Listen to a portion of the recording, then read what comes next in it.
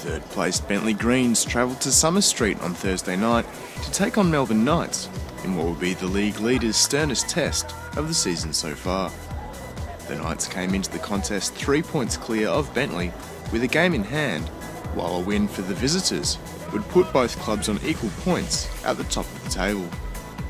To team news, and the home side were buoyed by the return of marquee player Andrew Bartosic, who was rested during last week's 2-1 defeat of Werribee City. That was the only change head coach Andrew Marth made to his side, with Anthony Colosimo dropping to the bench, where he was joined by his brother Jacob, who was looked to have recovered from his season-ending knee injury. For Bentleigh Greens, head coach John Anastasiadis made 2 changes to his squad that drew 1-1 with Green Gully last Friday night. Former Melbourne Knights player Daniel Vishovic was promoted to the starting 11, as was Thomas Matthews, with Dion Kirk and Jamie Diabru relegated to the bench.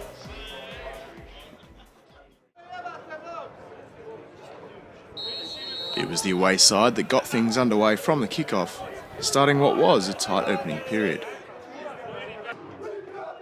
The Knights looked dangerous early in the half, with a series of headers and strikes just failing to connect, following a corner kick.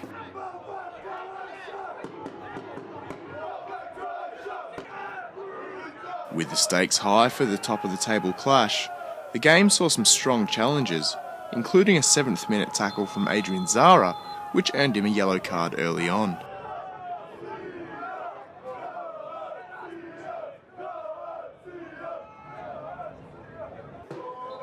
"11 minutes in, and Bentleigh created the match's first strike on target.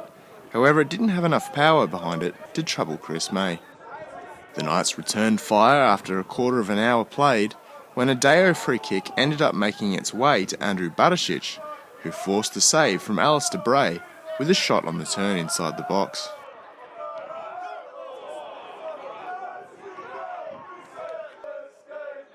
Not long later, and the Knights were almost gifted a goal when Bartosic capitalised on a casual clearance from Bray.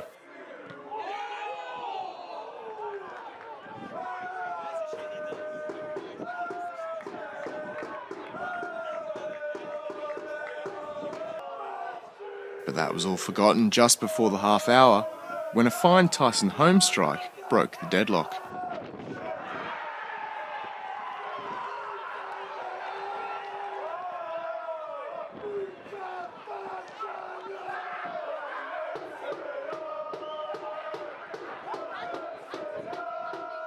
That was Holmes' first goal of the season, and his first goal for John Anastasiadis' men after joining the club from South Melbourne in the off-season.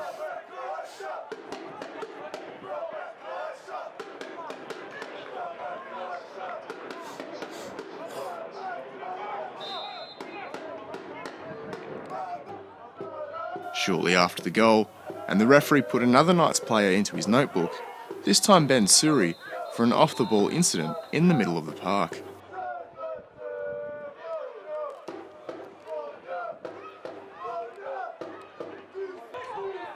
Bentleigh continued to look dangerous after taking the lead, but the 33rd minute effort through captain Wayne Wallace failed to test Chris May.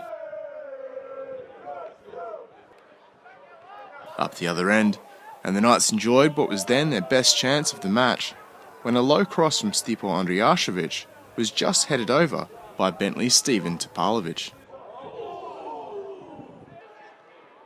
In the dying embers of the first half, James McGarry joined Zara and Suri in the referee's notebook, when his challenger Troy Ruthven was deemed dangerous despite winning the ball.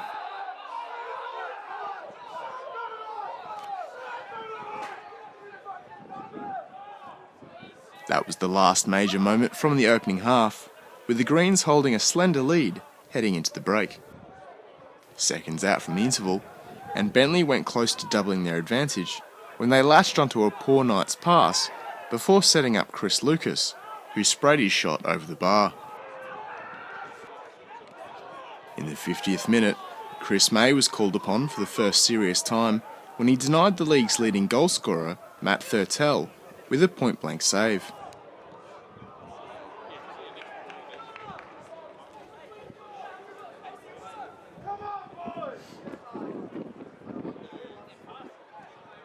The game seemed to open up following that save, with Knights going up the other end within the minute and forcing Bray to come off his line to smother the ball off Alex Deo after some neat touches from Zara and Barisic.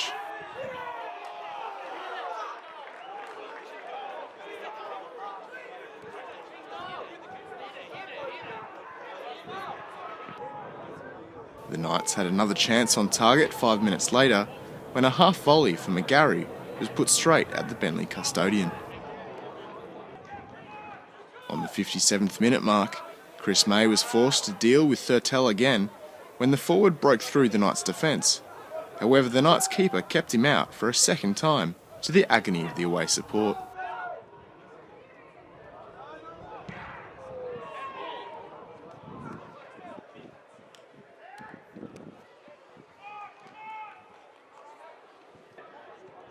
But those saves were in vain, with the FFA Cup semi-finalists snatching their second goal of the evening when a good floated ball from Wayne Wallace picked out Tyson Holmes at the back post for his brace.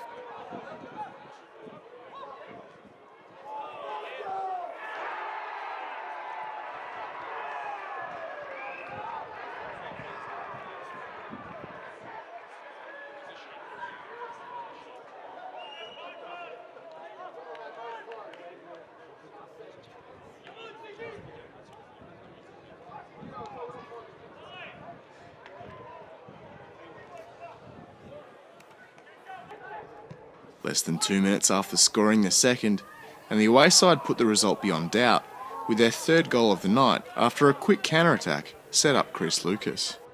Some Knights defenders believed the Greens winger was offside in the lead-up, but there was no denying the 23-year-old's pace, which helped him evade Milan Batur before toe-poking an effort past Chris May.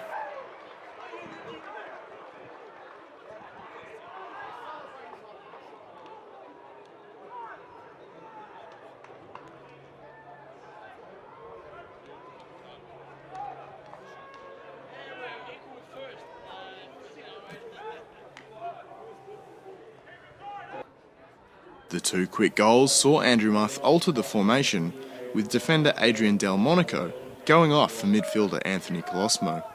But it was Bentleigh who continued to trouble the Knights' defenders, with Thurtell being played through to goal, only for May to keep him out for the third time.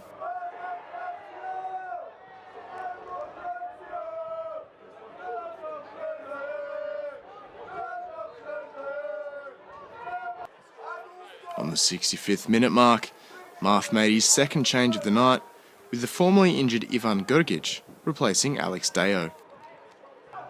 The Knights continued to press deep in the second half despite being 3 goals down, with McGarry testing his luck from range to no avail. McGarry's teammate Andrew Barisic went closer just over 5 minutes later, when his strike from the edge of the box trickled inches wide of the left post. With 10 minutes remaining, the Knights made their third and final change when Ben Suri was replaced by striker Jacob Colosimo.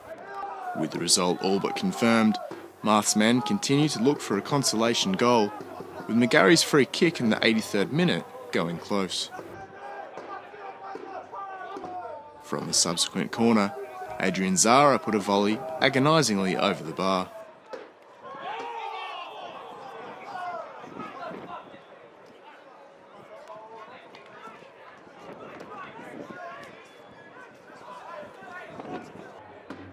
The home side continued to pepper Bentleigh's goal and 18-yard box with crosses and half chances in the final minute of regular time until an Andrew Barisic skewed effort from the edge of the area put the ball out for a goal kick.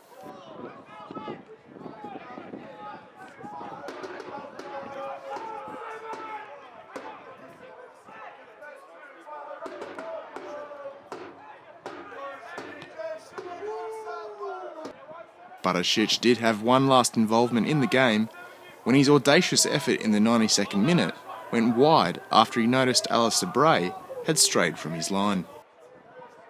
But the Knights weren't able to reduce the deficit despite their late surge, with the club suffering their first loss of the season, meaning Bentleigh now hold top spot on goal difference. The squad have a quick turnaround and an opportunity to retake the top spot when they face Oakley Cannons in their next game this Tuesday at Knights Stadium. Speaking to Knights TV after the game, defender Ivan Grgic said he took positives out of the performance. Well, Gergs, a disappointing 3-0 loss today. What was your assessment of the performance? I thought we battled well. We were in the game. Just a few defensive mistakes cost us. I think just lack of concentration or just losing a man. But I think we didn't perform too badly. We were in the game. Even when we went 3-0 down, we're still looking to score, and we still had that intent, which was good. We didn't drop our heads. What do you think of Bentleigh? Obviously, a lot has spoken about them in the off-season. They've recruited well. How do you see them as being maybe title contenders? Oh, they've got a good squad, deep squad. That always helps. Look, they've beat us today, but we'll learn from that. They're looking as one of the top teams in the comp, so we'll learn what we can from today's performance and reassess for next time we meet them. Try and get the better of them next time. On a personal level, obviously you've come back today after injury. You've been on the bench and that sort of thing. You've played some minutes in the under-20s, but how are you and your recovery from your knee injury? Yeah, I'm feeling good. I was looking set for the start of the season, and then I was unfortunate to be on the end of a bad tackle in the South Melbourne game, and I got delayed probably another month. So it was very frustrating, especially working so hard to get back from my previous injury. So it was a bit frustrating, but being back into it, it's good. Being in the squad, it's good. So hopefully I can try and break into the team. It's hard that we've been winning, but hopefully I can just show Stab and Frank that I deserve a first team spot. Obviously it's a quick turnaround for us. Tuesday we've got Oakley Cannons, a side that hasn't even scored a goal, let alone won one. Yeah. Is that something that's a bit dangerous to look at? You know, they're out there to prove themselves now. Well, you can't really look at that on face value much, because a lot of teams in this league can pull upsets. For instance, North Geelong, they lost their first two games. They won 6-1 against Gully, and no one really expected that. So Oakley will be firing, and we can't take them lightly at all. It'll be a tough match.